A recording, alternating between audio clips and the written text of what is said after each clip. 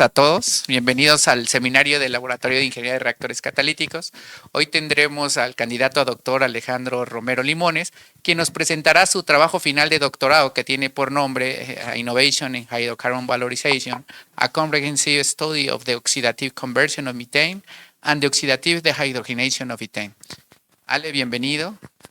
Ya sabes, tienes de 20 a 30 minutos para dar una presentación concreta y de ahí haremos preguntas simulando un examen de grado. Bueno, primero que nada, buenas tardes a todos. Gracias por venir. La presentación de ahorita va a tener los resultados principales que obtuve en mi investigación durante el doctorado que hice aquí en la UAM, como en Bélgica en la Universidad de Gante. Esta es una invitación para todos, que mi examen va a ser el 20 de agosto a las 8 de la mañana en el edificio de posgrado, Salón 001. Y pues bueno, el título de mi tesis es, innovaciones en la valorización de hidrocarburos, principalmente en dos hidrocarburos, etano y metano. Metano mediante la conversión oxidativa de metano y el etano mediante la deshidrogenación oxidativa de etano. Entonces, ¿qué se ha hecho para la valorización de metano históricamente? Bueno, desde los 80s, la oxidación, el acoplamiento oxidativo de metano, no confundirlo con la conversión oxidativa de metano, se ha estudiado con el objetivo de tener rendimientos mayores al 35% de carbono 2, es decir, etano y etileno. Se puede decir que prácticamente se ha estudiado toda la tabla periódica con el objetivo de sintetizar un catalizador que sea adecuado para alcanzar ese tipo de rendimientos de C2. Sin embargo, pues no se alcanzó ese objetivo, y también cuando se produce etileno de esta reacción, la separación que existe de la mezcla de gases con el etileno, pues también requiere altos costos energéticos. Entonces, una alternativa que se propuso en el proyecto C123, que es un proyecto europeo en el cual participaron varias empresas de diferentes países europeos, también instituciones y centros de investigación, fue la conversión oxidativa de metano, OCOM por sus siglas, en donde se busca aprovechar las reacciones que están sucediendo cuando se está oxidando el metano, y no únicamente enfocarnos en la producción de etileno, sino también en la producción de otros productos que pudieran servir como alimentación para otro tipo de procesos. Entonces, el objetivo prácticamente es convertir carbono 1, es decir, gas natural, a carbono 2, etano o etileno, para producir carbono 3, que es propanol, propanal y propileno, o en este caso polipropileno. Para la valorización de etano, a finales del siglo pasado, con la revolución del shale gas, los pozos donde se encontraba este tipo de gas shale, el aprovechamiento de estos pozos incrementó, y este tipo de gas tiene la característica de que tiene mayor contenido de etano que otro tipo de gases naturales. Entonces, esto dio pie a que se empezara a utilizar más el etano para la producción de etileno, mediante el craqueo térmico de etano. Ahora, los inconvenientes de este proceso es que es un proceso altamente endotérmico, quiere decir que requiere temperaturas muy altas, y también no se tiene un control adecuado de la producción de CO2, más bien se produce CO2 y también se produce coque. Entonces, una alternativa que se propuso también en la literatura es la deshidrogenación oxidativa de etano, el cual es una reacción exotérmica, y con un catalizador adecuado se puede llevar a cabo a temperaturas menores a los 500 grados centígrados. Ahora, cuando yo empecé mi doctorado, pues esta reacción no se había comercializado, no había estado en la industria. Sin embargo, en años recientes en Alemania, en la empresa de Linde, ellos lograron poder implementarlo por primera vez en la historia, hasta donde tenemos este conocimiento, ese tipo de reacciones. También en China, en el Instituto Dalian, ya se hicieron pruebas a escala piloto con resultados favorables, indicando que viene su escalamiento a nivel industrial. Esto quiere decir que la reacción sí sirve y sí funciona a nivel industrial. Sin embargo, el problema está en los modelos de reactores para ese tipo de reacción, ya que los parámetros tienen una alta sensibilidad a las condiciones de operación, las cuales nos van a, y al momento de hacer el modelado, para la predicción de puntos calientes y situaciones fuera de control. Entonces, no tenemos un modelo de reactor que sea confiable. Entonces, con esta introducción, la tesis o la presentación en este caso se divide en dos, OCOM y ODH. Entonces, primero voy a hablar sobre OCOM. Para OCOM, lo que se hizo fue hacer un análisis en la literatura de ver qué tipo de catalizadores es selectivo, es confiable o es adecuado para el tipo de objetivos que se quiere para el proceso. En este caso se escogió un catalizador de manganeso, sodio, tungsteno soportado en sílica. Esto porque tiene una alta selectividad hacia etileno y hacia CO y su selectividad hacia el CO2 es pues baja. Entonces, una vez que se llevan a cabo experimentos a diferentes condiciones de operación, se pudo proponer una red de reacción. Es decir, tuvimos como productos etano, CO, CO2, etileno y se propuso este mecanismo de reacción de 12 reacciones en las cuales después del modelado cinético y la validación pues íbamos descartando cuáles reacciones podían pasar o no podían pasar. Entonces ese es el mecanismo de reacción. Después las velocidades de reacción que se proponen, donde se tienen que estimar los parámetros energía de activación y factor preexponencial, el modelo del reactor, y también hicimos un análisis de los factores de contribución y las velocidades de reacción no las consideramos tal cual velocidades como se conocen, sino velocidades de reacción integrales, las cuales capturan el efecto que tiene la velocidad de reacción desde cero hasta la masa del catalizador. Y también como último dato es que no se vio el efecto del CO2 al momento de coalimentarlo en los experimentos. Entonces, con este modelo cinético lo que se tuvo fue la validación con los datos experimentales. Como pueden ver en este diagrama de paridad, pues el modelo predice adecuadamente las observaciones experimentales.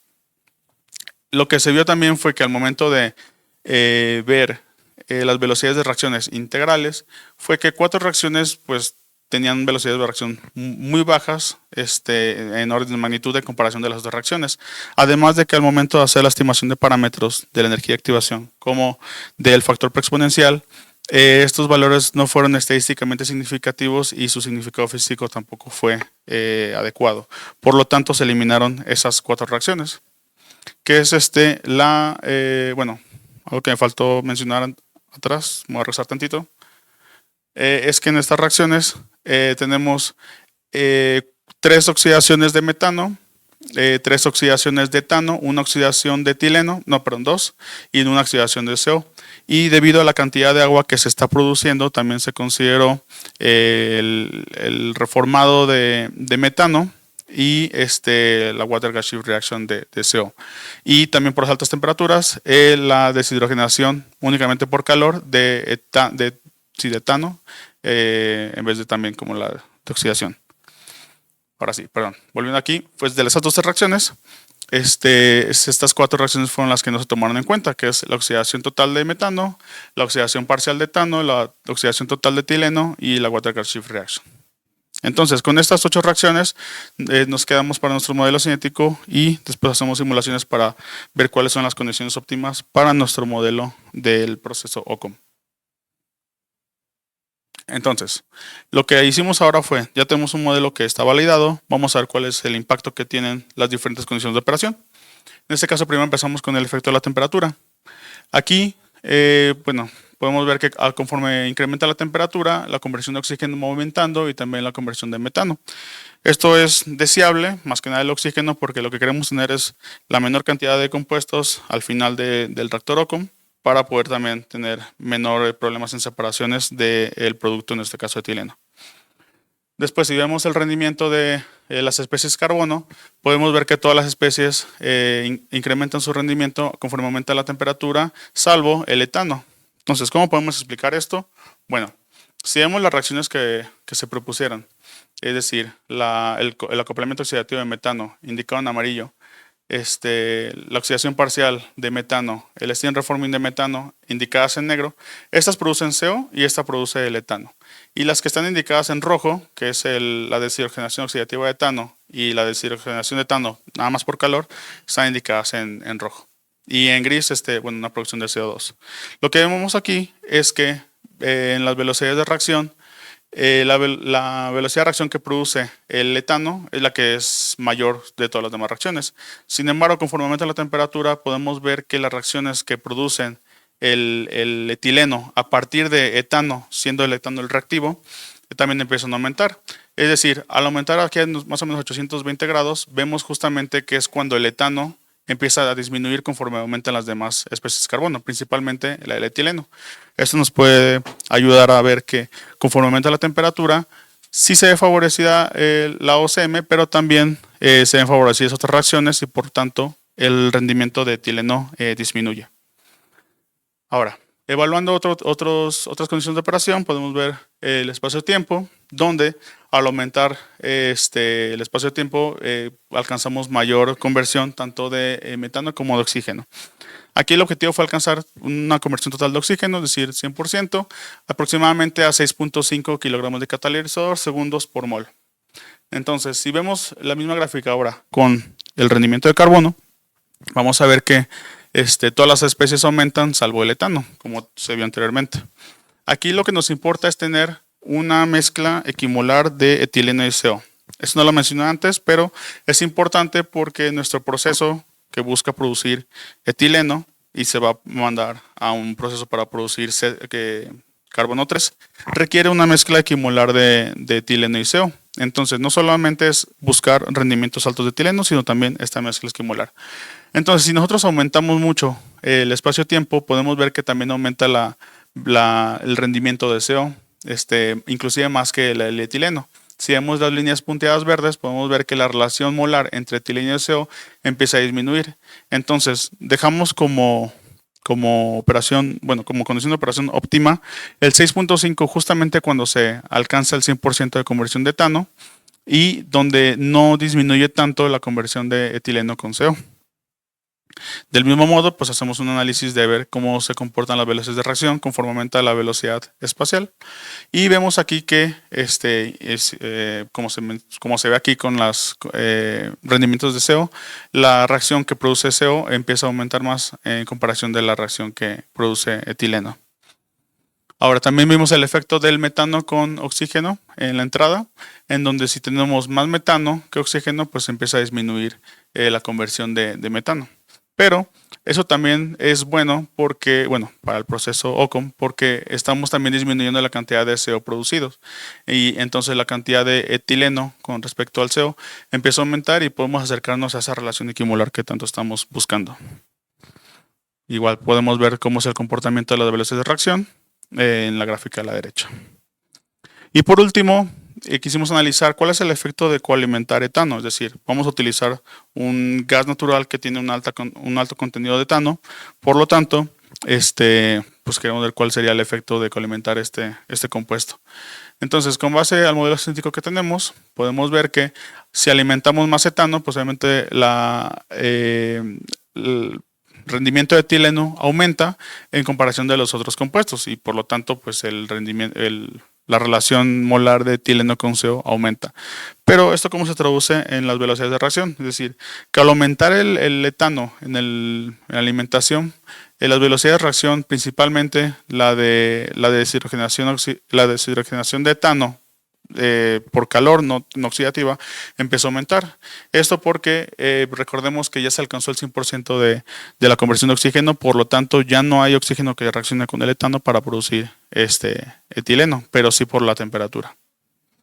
Ahora, una vez que ya se definieron las condiciones de operación, es decir, el espacio-tiempo, la relación molar entre metano y oxígeno a la temperatura, pues se hace la simulación de lo que es el proceso. A este proceso se le conoce como proceso 1, 2, 3, donde tenemos en la entrada gas natural, donde se mezclan los gases del gas natural con una cantidad de oxígeno adecuada para alcanzar esta relación de 10.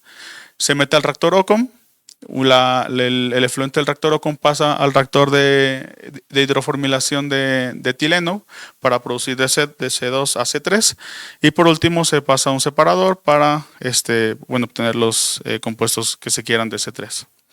Entonces, los resultados que se tienen aquí son los resultados únicamente del reactor OCOM. Es decir, tenemos alimentación gas natural, shale gas y biogás. Las composiciones, pues las pueden ver aquí. Gas natural, estamos considerando que tiene un 100% de metano.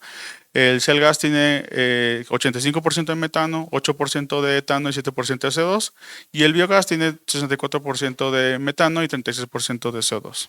Entonces, las simulaciones nos indican que la mayor conversión de carbono que se tienen es con el shale gas, es decir, el gas que tiene etano en su composición. Y si vemos el rendimiento de las especies carbón, podemos ver que el shale gas sigue siendo el que tiene mayor producción de etileno y una relación más cercana a la equimolar del etileno con CO.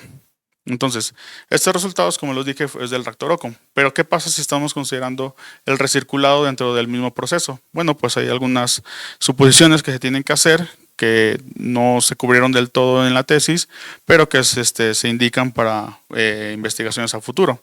Por ejemplo, que el etileno y el CO que se producen a partir del reactor OCOM reaccionan en su totalidad en el reactor de hidroformilación. Es decir, todo se consume, tanto de etileno como CO.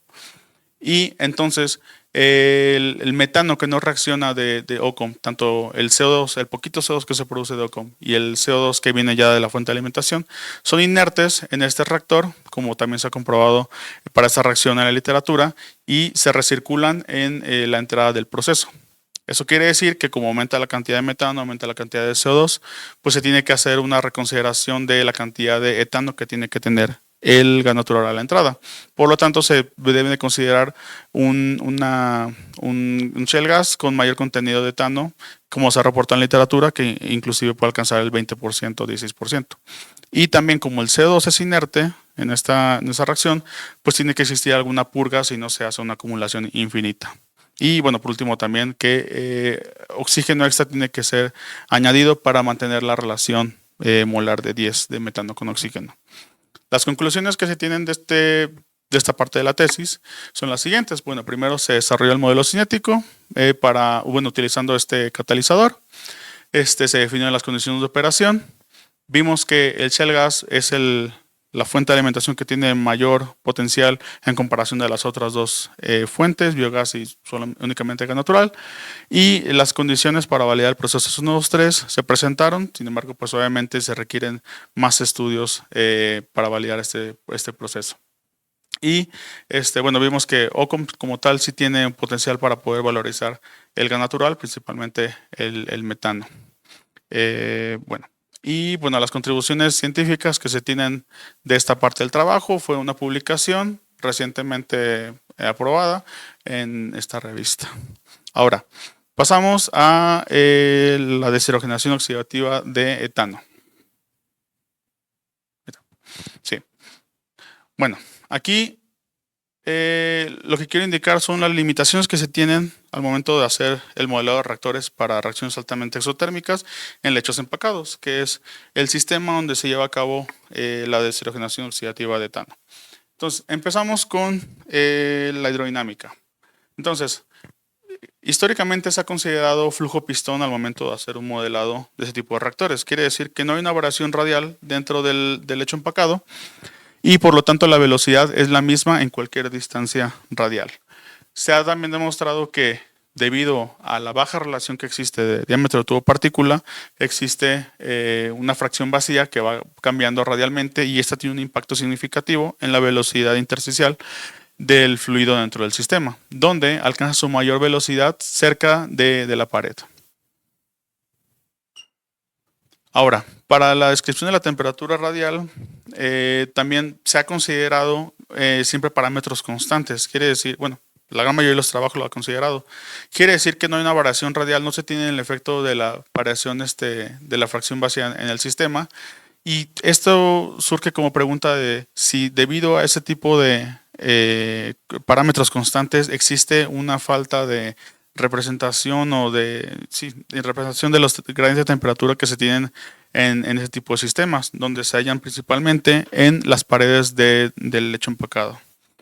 Y por último, tenemos el papel que tiene la conductividad axial de calor en este tipo de sistemas. Siempre se ha despreciado, se ha indicado que debido a los altos Reynolds o a la diferencia del diámetro del reactor con el diámetro de partícula, este tipo de parámetros deben ser despreciados. Sin embargo, también surge la pregunta de, bueno, si los gradientes de temperatura surgen al inicio del reactor, aquí es donde están las distancias más pequeñas, aquí debería tener un impacto la conducción axial. Entonces, todas estas limitaciones o puntos que no se han llegado a aclarar muy bien dentro de la literatura, pues nos llevan a una mala predicción o una predicción errónea, no confiable, de puntos calientes, que es lo importante en este tipo de reactores. Si no, tendríamos situaciones térmicas de fuera de control. Entonces, la metodología que se siguió para esta parte de la tesis fue, bueno, primero definir el sistema experimental, los experimentos que se iban a llevar a cabo, tanto de caída de presión como gradientes de temperatura. Es decir, la caída de presión para poder determinar mediante este modelado de dinámica de fluidos los perfiles de velocidad. Para esto se estimaron parámetros alfa y beta de la ecuación de Ergun y una viscosidad efectiva para la ecuación de Navier-Stokes-Darcy Forchheimer. Para el calor, pues ya tenemos los gradientes de temperatura, tenemos un campo de temperatura para poder estimar parámetros como la conductividad efectiva axial, efectiva radial y también el coeficiente de transferencia de calor de pared. La cinética como tal no se desarrolló en esta tesis, pero sí se desarrolló dentro del grupo de investigación de trabajos previos, donde se tomó una cinética tipo Eley-Riddle que ha sido validada y ha sido obtenida de manera satisfactoria. Entonces, si tenemos el modelado de dinámica de fluidos, la cuestión cinética y temperatura, si acoplamos los tres fenómenos, podemos tener un modelado de reactor que sea confiable. Ahora, aquí presento el sistema experimental. Ese sistema se encuentra en el 254, como pueden ver en la imagen de la izquierda. Es un lecho empacado, es un tubo, como pueden ver aquí, donde está rodeado de una resistencia eléctrica. Ahora, aquí está vacío porque en ese momento estaba bajo reparación, pero está rodeado de fibra de vidrio para mantener lo mejor posible el aislamiento térmico hacia el ambiente. Entonces, los experimentos que se llevaron a cabo fue empacar titania, es decir, pellets de titania de 8 milímetros, empacaron aquí y se fueron viendo, bueno, se colocaron termopares tipo K en la pared a diferentes distancias axiales y se fueron llenando con los pellets. Entonces, al momento de hacer el calentamiento de la pared, que pudo haber sido con la resistencia eléctrica de escalabanco, se iba sacando poco a poco los termopares para poder medir a diferentes posiciones radiales a las diferentes posiciones axiales. Este fue un tipo de experimentos que se llevó a cabo, pero también se llevó a cabo el calentamiento axial. Es decir, se apaga la resistencia eléctrica, tenemos el aislamiento térmico en la dirección radial y tenemos únicamente el calentamiento en la dirección axial. Esto nos permitió también estimar parámetros, bueno, principalmente el coeficiente de transferencia de calor, la conductividad efectiva axial, de manera separada con los cuestiones radiales. Aquí cabe señalar que también se obtuvieron datos en el grupo de antes, con el mismo lecho empacado, pero a escala industrial. Pero se mantuvo la misma configuración geométrica, es decir, la relación diámetro tubo partícula y también los mismos pellets para poder comparar la escala banco con la escala industrial. Entonces, para dinámica de fluidos, ya tuvimos la caída de presión, es decir, medimos la presión, tenemos la ecuación de Ergun, es decir, tenemos la caída de presión y las únicas incógnitas es alfa y beta. Son parámetros que se relacionan con la permeabilidad que existe dentro del sistema. Al momento de estimar alfa y beta, podemos ver aquí los datos experimentales son los símbolos negros y la línea es la simulación. Ya tenemos alfa y beta bien, podemos calcular los coeficientes de permeabilidad K y KZ y estos se emplean en la ecuación de Navier-Stokes-Darcy Forchheimer. Ahora, de aquí lo único que haría falta es el coeficiente de la viscosidad efectiva. Lo que se ha hecho en la literatura, porque bueno, no sé, los investigadores en vez de considerar un coeficiente efectivo, utilizando un coeficiente, una viscosidad del fluido nada más, es usar un criterio de conservación de masa. Quiere decir que calculamos la velocidad radial aquí y también obtenemos el flux de masa a las diferentes posiciones axiales. Entonces se tiene que conservar la masa. La masa que está entrando, es decir, la velocidad de entrada, que es una velocidad cero, bueno, no cero, es una velocidad de entrada, multiplicada por la densidad del fluido, tiene que ser la misma a diferentes posiciones axiales. Y con eso podemos determinar, bueno, podemos encerrar el problema y decir que se tiene que estimar este parámetro de tal modo que empate esa velocidad, ese flux de masa con el flux de entrada. Y así fue como se obtuvo la viscosidad efectiva. Se comparó la velocidad que se obtuvo en esta tesis con únicamente considerar la viscosidad del fluido, es decir, de manera no conservativa, y se vio que el impacto era principalmente en la pared, donde se tienen los fenómenos, digamos, más importantes de la transferencia de calor. Ahora, para la transferencia de calor radial, bueno, eso puede ser un poquito complicado. Esta es la manera, digamos, cualitativa en la cual uno puede ver la transferencia de calor, los gradientes de temperatura en sistemas exotérmicos. Es decir, se está calentando la temperatura de control, que es una temperatura de baño, está calentando el sistema y primero existe un gradiente de temperatura externo al tubo y después existe un gradiente de temperatura interno al tubo y justamente a una distancia cercana a la pared, el gradiente de temperatura es prácticamente lineal. Entonces, los mayores gradientes de temperatura que se quieren capturar son estos. Ahora, lo que se propuso fue que debido a la variación radial de la fracción vacía, también tenía que variar el coeficiente la conductividad térmica efectiva radial. Como pueden ver en la línea que está con guiones, también va variando. Y varía de forma similar a cómo va variando la velocidad axial. Entonces, al emplear este tipo de parámetros pseudolocales radiales, como pueden ver aquí, a diferentes reinos de partícula, pudimos describir adecuadamente los perfiles de temperatura principalmente cercanos a la pared. Es decir, si ustedes ven las líneas azules, PLA por Pseudolocal Approach, comparado con CA, que es Classic Approach, y BLA, que es Boundary Layer Approach, que son las aproximaciones convencionales que se tienen en la literatura, donde se utilizan parámetros constantes. Pueden ver que estas aproximaciones no describen adecuadamente este perfil de temperatura en la región cercana a la pared y la aproximación pseudolocal sí lo describe. Por lo tanto, podemos tener confianza en que estamos describiendo de manera adecuada la temperatura en nuestro sistema. Ahora, si lo llevamos a la escala del reactor, donde ya existe reacción, podemos ver la diferencia que existe en la predicción de puntos calientes. Es decir, si utilizamos los datos que tienen en la literatura, donde se utiliza, vean esta línea amarilla, donde se utiliza flujo pistón, donde se utilizan parámetros constantes, pues la predicción es prácticamente medio metro después del punto caliente y también la magnitud del punto caliente es diferente. Aquí podemos ver también la línea azul, que es el modelo confiable que desarrollamos en esta tesis, donde digamos que hasta la fecha pues es el modelo donde se capturan los fenómenos de manera más adecuada para predecir los puntos calientes en este sistema.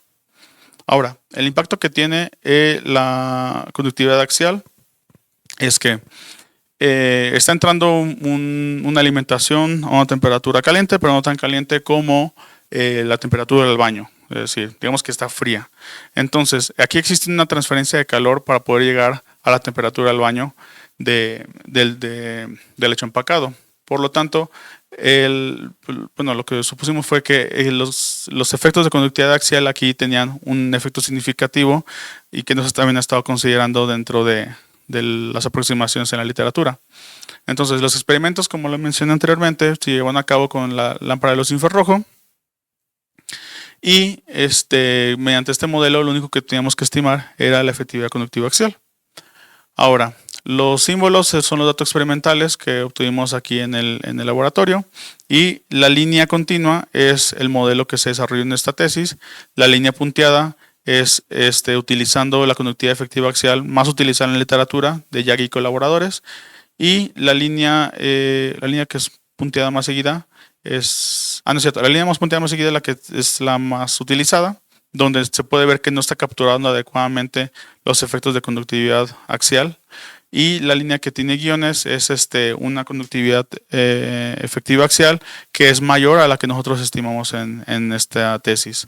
Aquí lo pueden ver de manera más clara, como en este caso ahora va a ser la azul, la que es la más utilizada, que tiene un valor muy pequeño de conductividad efectiva axial. La roja es mayor que la verde es la que nosotros desarrollamos en este trabajo. Y este código de colores va a seguir ahora en la simulación de condiciones de reacción. Ahora, para la condición de reacción, primero hicimos evaluaciones tanto del efecto del Reynolds, es decir, a diferentes Reynolds 700, 1400, pues no hubo como tal un efecto tan significativo utilizando temperatura de baño de 440. Pero ¿qué pasa si aumentamos la temperatura del baño? Bueno, pues vemos que si utilizamos la conductividad efectiva axial más usada en la literatura, vemos que se produce una predicción de punto caliente donde no la hay. Y si utilizamos una conductividad efectiva axial mayor a la que se estimó en este trabajo, pues tenemos una predicción de punto caliente menor a lo que debería en teoría estar pasando. También vimos el efecto de qué pasa si alimentamos más etano que oxígeno, obviamente manteniendo condiciones en los límites de explosividad. Y vemos que a temperaturas de baño pues, relativamente bajas no existe ese riesgo de poder sobreproducir una situación fuera de control, un punto caliente, pero sí existe diferencia en la magnitud o la distancia donde esté llevando a cabo ese punto caliente. Pero si se aumenta la temperatura de baño, pues sí, esta predicción es muy drástica cuando utiliza la conductividad efectiva axial más usada. Y por último, vemos el efecto de la temperatura de entrada, es decir, aquí utilizamos una temperatura de entrada de 200 y 300 grados y vemos que realmente no existe una diferencia muy notoria entre ambas, entre utilizar temperatura de entradas diferentes bajo la misma aproximación, y lo que sí vimos antes fue que utilizando la aproximación azul, pues nos lleva a predicciones predicciones de puntos calientes y temperaturas y situaciones fuera de control donde no las hay. Las conclusiones de esta parte de la tesis fue que se desarrolló una aproximación pseudolocal donde se está capturando adecuadamente los mecanismos de transferencia de calor dentro de un lecho empacado. Las diferencias fueron significativas con los modelos convencionales. La conductividad axial sí tiene un papel importante a pesar de lo que se ha dicho anteriormente en la literatura, y esto es porque aquí vimos la sensibilidad que tiene este parámetro principalmente en la entrada del reactor, que es donde se había estado despreciando. Y bueno, las áreas de oportunidad es que este modelo, que es confiable, se puede utilizar para el diseño, optimización y intensificación de otro tipo de reacciones exotérmicas. La contribución que se tuvo en la comunidad científica fueron 2 publicaciones. Y bueno, de mi parte nada más que agradecer al proyecto SO123 de la Unión Europea, con el cual yo tuve mi beca para poder estar en Bélgica, a CONACYT por la beca que me dio para poder hacer la investigación aquí en México, y por último pues al laboratorio LIRC aquí en UAM Iztapalapa y al LCT en Bélgica. Y de mi parte ahora sí ya sería todo. Gracias.